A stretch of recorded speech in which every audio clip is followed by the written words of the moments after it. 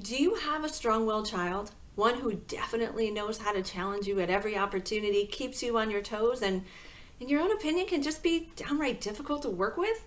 My name is Dr. Renee, owner and founder of Transcendent Heart Life Coaching, associate professor of educational psychology, and divine mother of not only one strong-willed child, but two.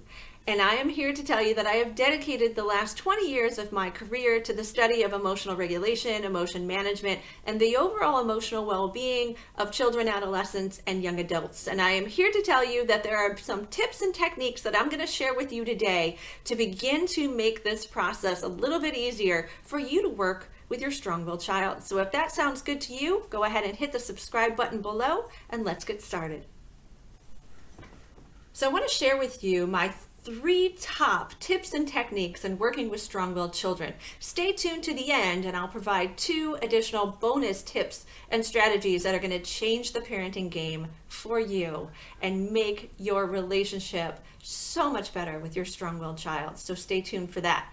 Number 1, I want you to understand that strong-willed children yearn for experiential learning. They love to learn by doing, to learn by experiencing. Now I know what you're already saying. My child is too young, cannot be trusted to do all these things on his or her own. I get it. And the lacking frontal lobe always reminds us that they definitely are not always in control of their impulses, are not always in control of their emotions, and are certainly not always able to think ahead as much as we would like. Even teenagers struggle with this at time. If you remember from my past video where I talked a lot about that frontal lobe development, this is the last aspect of the brain to actually fully become refined and goes well into our 20s. So for those of us who are still parenting the little ones, we've got some time before we can actually start to bank on the frontal lobe coming in to help us. But for now, we definitely have to provide some more opportunities for experiential learning. Allow for a safe environment in which your child can definitely explore without you overprotecting. Number 2, your strong-willed child definitely yearns for mastery. Not only do they want to be able to engage in this discovery experiential type learning, but they really want to feel like they are good at something. They want to have a sense of accomplishment. What we definitely know is that the greatest motivator of human behavior is prior task accomplishment. And so even for adults, we're more likely to go and seek to do something again if we've been successful at it before. If we failed at it, we're going to be less inclined to want to just run and go do it again, and unless we're the strong-willed child. The strong-willed child has more of a natural nature to go ahead and want to be adventurous, to go ahead and do things that are challenging and sometimes difficult. And that can scare us again, as I talked about in the previous example as parents, but they want to master things. So if things are just so difficult, things are seen as hard or challenging, such as writing their name or simply going and doing something else, at a very young age, and we're trying to assist them and help them, they're actually not going to like that. And so again, to leave them to do things on their own might be a bit of a stretch, but I'm telling you, allow them a greater opportunity to try to master things on their own. And I think you're going to see a de-escalation in that resistance when you try to step in. Number 3, and probably most significant, you have to begin to learn to pick your battles. If you engage every time the strong-willed child engages, you will always be in battle with your child. And there's nothing worse than a 4-year-old turning you into a 4-year-old. I've been there, I've done that, I understand. And so one of the things that I highly recommend is my strategy that I call the 20-60 rule.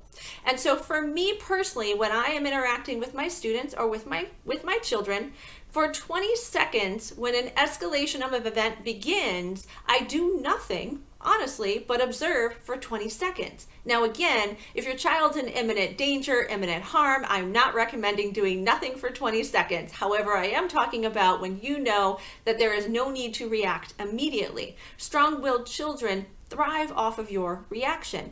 And again, because of their lacking frontal lobe, don't always know how to control their own emotional response to their need. And so for 20 seconds, I recommend that you don't engage, you don't interact, right? In the world of psychology, we call this a gray rock method, where you're actually somewhat very neutral in your emotions and your reaction. And you will see a natural de-escalation or sometimes a heightened escalation after 20 seconds. And that's your chance to now think about what it is that you should do to intercede on that behavior.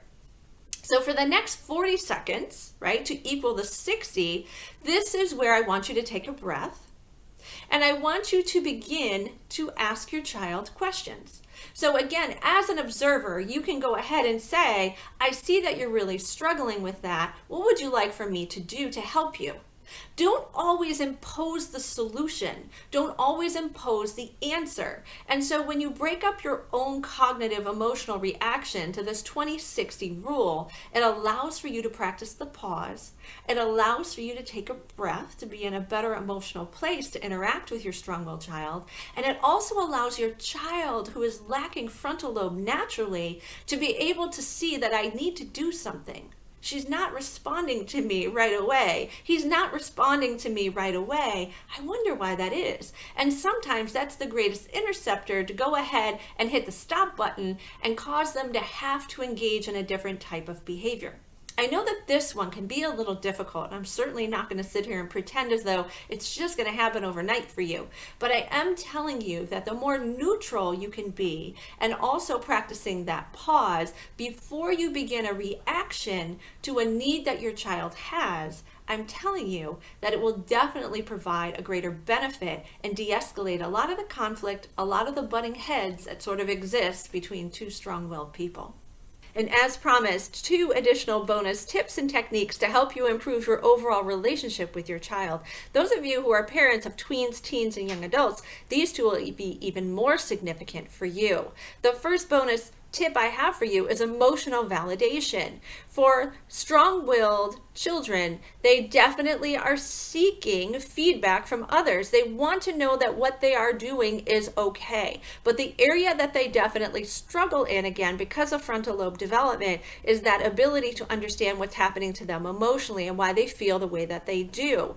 And so again, despite the fact that we may not agree with how they feel or how they're responding to a situation, what they feel is real for them. And so emotional validation is really important. And this is where, again, if a relationship has broken up, a friendship has gone awry, something just hasn't worked out for them, demonstrating empathy toward them and validating them emotionally is so significant. It will go a very long way.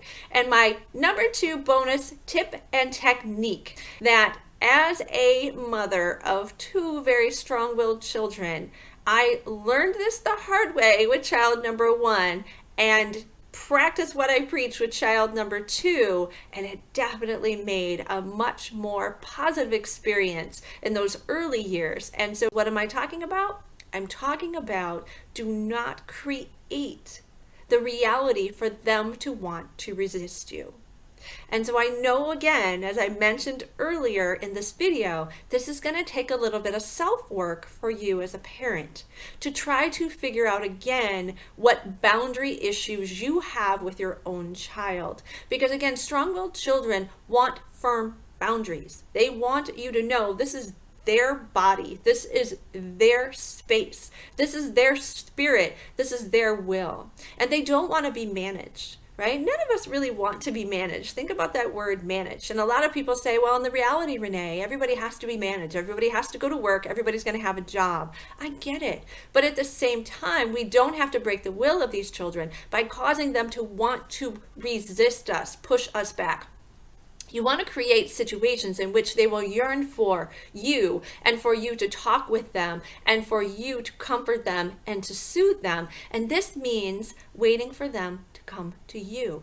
This is hard. This is really hard as a parent. And as a teacher, I teach my pre-service teachers this all the time, that our natural tendency as caregivers is to want to go ahead and remove the pain, remove the harm, remove the difficulty and the challenge, and help them feel better. When in actuality, for strong-willed children, the only way that they truly learn to be self-regulated emotional creatures per their natural biology, is for us to allow them to come to us as needed. And so again, you're going to have to utilize a little bit more wait time. You're going to have to again trust your child that they know what's best for them in many circumstances. Even when they're really little and they've fallen, sometimes it takes a little bit with that 20-60 rule I described earlier to not hurry up and rush over and want to pick them up and save them. But if you know that they're okay and you allow them to go ahead and take a few seconds to just process what's happened to them and then come to you, or you come together, you're going to see a greater de-escalation, as I mentioned before, and that struggle and their desire to want to push you away versus pull you in. So I know that this can be a difficult situation. Again, I've done it. I have parented these children and I will continue to do so. And it is a everyday learning experience. But when you give these children control over their own boundaries, over their own bodies, you give them choices, you allow them a voice and their overall experience, and you allow them this sense of mastery into truly becoming what they were naturally supposed to become, which is a true leader, I guarantee you're going to see great success and a great improvement in your overall relationship and their feeling about themselves as well. So this is Dr. Renee of Transcendent Heart Life Coaching, and I look forward to your feedback in the comments below about how these tips and techniques work in your life, or if you have some additional suggestions. And if you haven't subscribed just yet, go ahead and click the link below and reach me at www.transcendentheart.com.